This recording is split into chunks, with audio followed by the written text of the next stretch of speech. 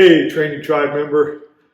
This is Coach Jay-Z with another member programming update. This for the week of April 18th. And if you're not yet a member of the tribe, want to learn more about us or maybe join, just check out the Training Tribe menu item at thelifetimeathlete.com.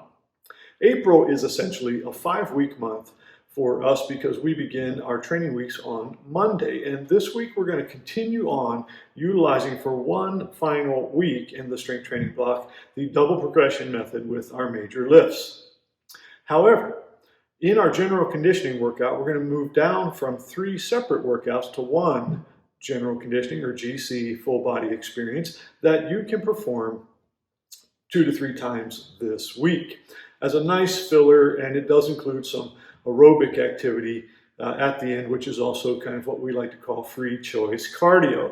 Not going to spend too much time today. It's going to be a brief video. I'll present the exercises and give you a few tips regarding the ones which we're doing in the general conditioning workout, and all of them utilize either a band or your tubing and a board. That's all you're going to need to perform these things. You'll see in the video how you may want to rig up or create your training setup for those movements. And by the way, all the information regarding sets and reps and other things are included in the table in the member program document, so please refer there for other details.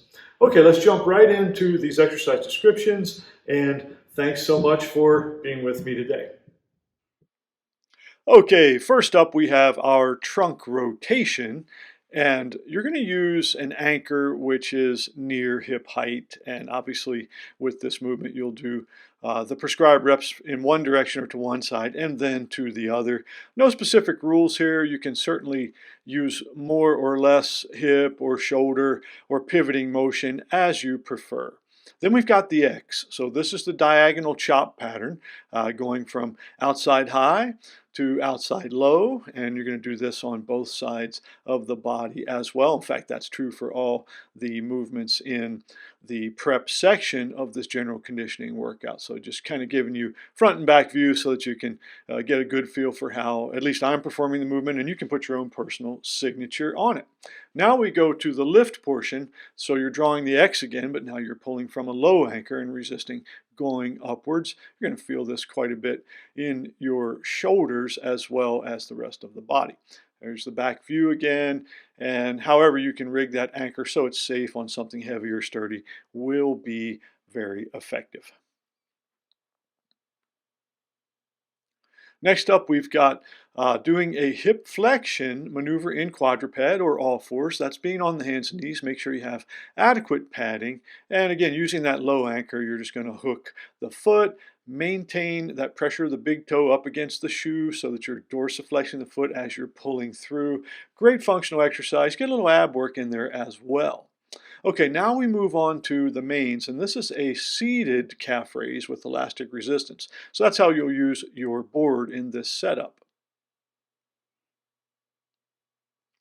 Then you go into a squat. Here I'm standing obviously on the board or the low box and using a front rack position for the band. Then we go to the standing calf raise, and want to have something to hold on to as I'm demonstrating. I've got the strap or band across my back.